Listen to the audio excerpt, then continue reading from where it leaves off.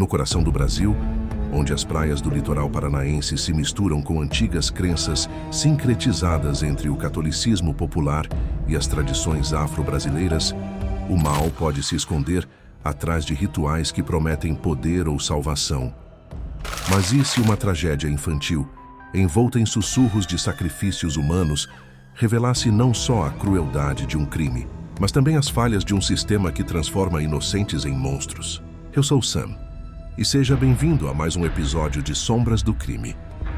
Hoje, mergulhamos no sinistro caso de Evandro Ramos Caetano, um gurizinho de apenas 6 anos que desapareceu em Guaratuba, no Paraná, em 1992, desencadeando uma caçada que misturou fé, tortura e injustiça.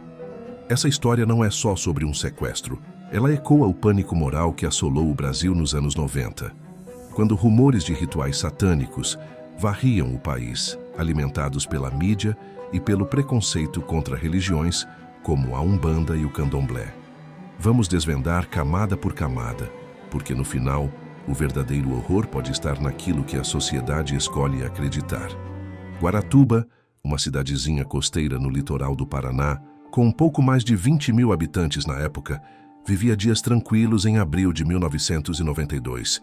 O sol batia forte nas praias, as famílias se reuniam para churrascos dominicais e as crianças brincavam nas ruas de terra batida sem grandes preocupações.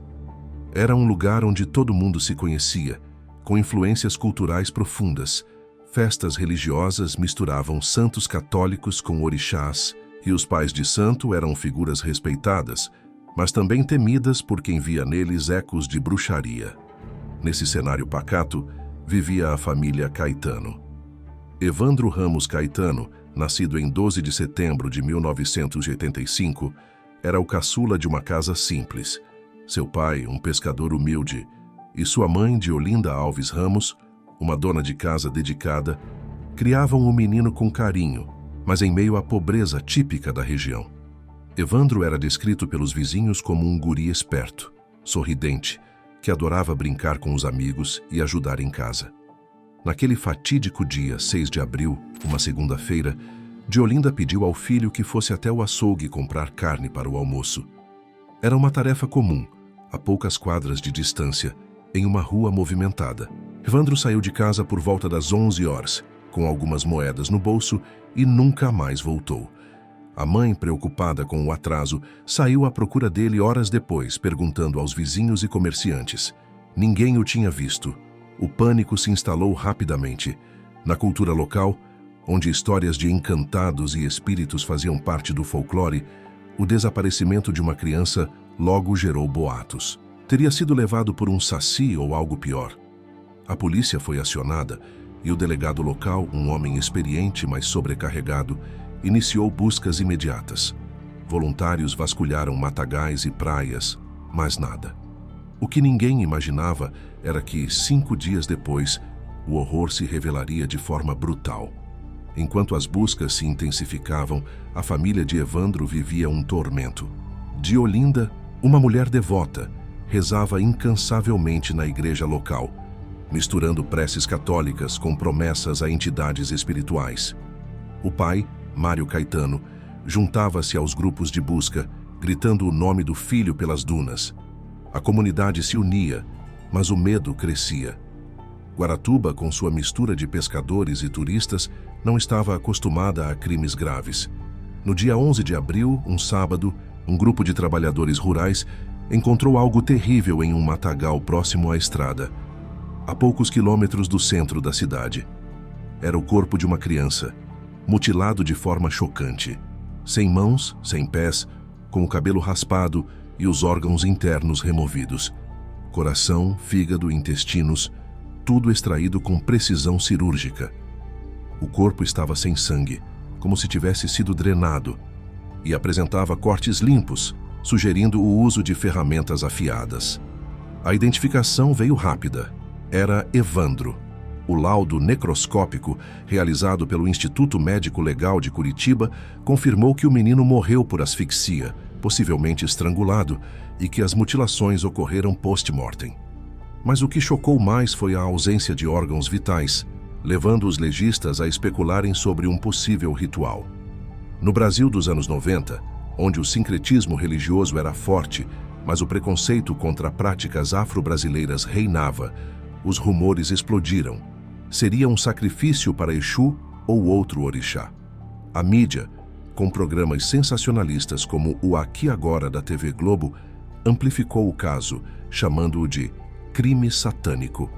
Eu me pergunto, refletindo sobre isso, como uma tragédia assim pode virar combustível para o ódio coletivo, transformando dor em histeria.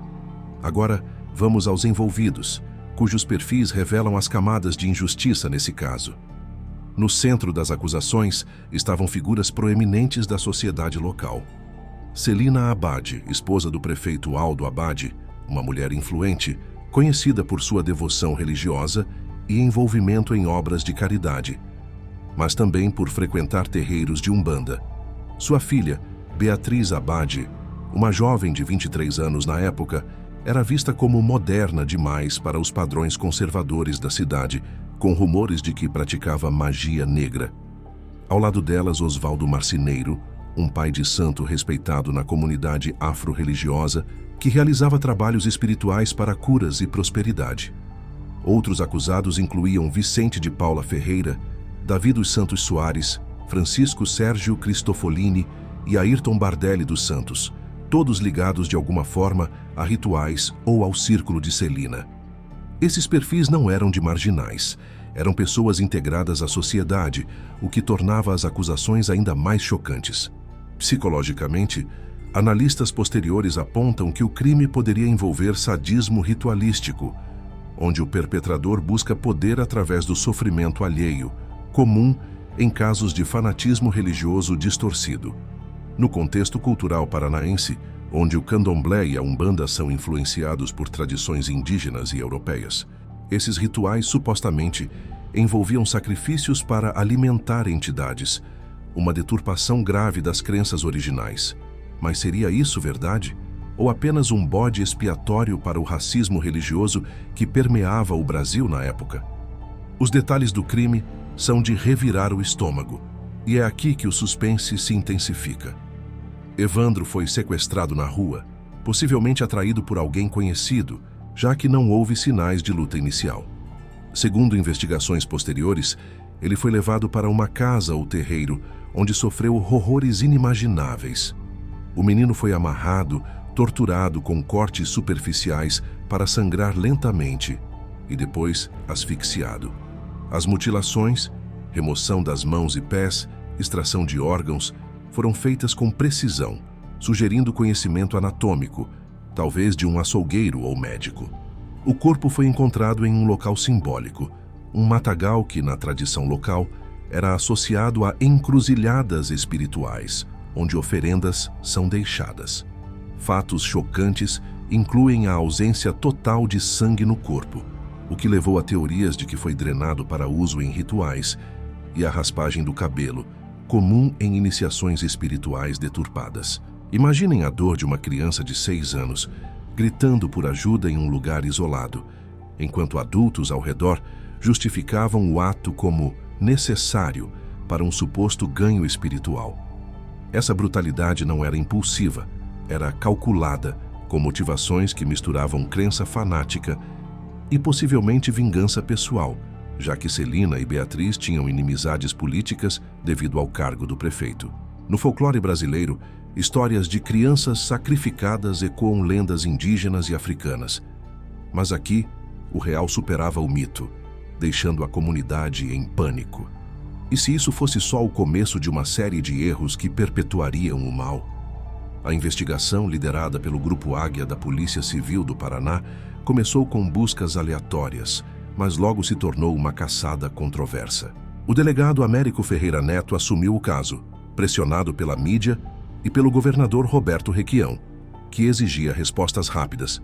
Em maio de 1992, 5 suspeitos foram presos após confissões gravadas: Oswaldo, Vicente, Davi, Francisco e Ayrton. Mas aqui vem a reviravolta. Essas confissões foram obtidas sob tortura brutal, choques elétricos, afogamentos simulados, espancamentos. Os acusados relataram sessões de horas, com policiais gritando "confessem o ritual", para forçar narrativas de sacrifício satânico. Celina e Beatriz foram presas em julho, após uma operação midiática, e também alegaram tortura. A mídia apelidou o caso de Bruxas de Guaratuba, alimentando o preconceito contra as religiões afro-brasileiras, comuns no sul do Brasil, onde o racismo religioso disfarçado de moral cristã era forte. Provas forenses eram frágeis. Fios de cabelo no corpo de Evandro não combinavam com os acusados e laudos contraditórios surgiam. Reviravoltas incluíam a absolvição inicial de alguns em 1995, mas novos julgamentos em 1998 condenaram Celina, Beatriz e outros a penas de até 50 anos. O escândalo explodiu quando gravações das torturas vazaram, levando a investigações federais. No Brasil dos anos 90, com a redemocratização recente, casos como esse expunham as heranças da ditadura militar, onde a polícia usava métodos coercitivos. Eu reflito: quantas vidas foram destruídas por uma investigação falha, onde o desejo de resolver o crime superou a busca pela verdade? O desfecho desse caso é um labirinto de justiça tardia e lições amargas. Em 2011, após recursos, Beatriz e Celina foram absolvidas por falta de provas, mas Osvaldo e outros permaneceram condenados. Em 2016, o governador Beto Richa concedeu indulto a Beatriz, reconhecendo irregularidades. A virada veio em 2023, quando o Tribunal de Justiça do Paraná, em revisão criminal, anulou as condenações de 4 réus, declarando-os inocentes devido às provas obtidas por tortura. Em 2025, o STJ confirmou absolvições, alertando contra abusos investigativos. Hoje, o caso é estudado como exemplo de erro judiciário, com o podcast Projeto Humanos e a série O Caso Evandro, 2021, trazendo novas luzes, sugerindo que os verdadeiros culpados podem ter escapado. O legado. Um alerta sobre o perigo do pânico moral, onde religiões marginalizadas viram alvos fáceis.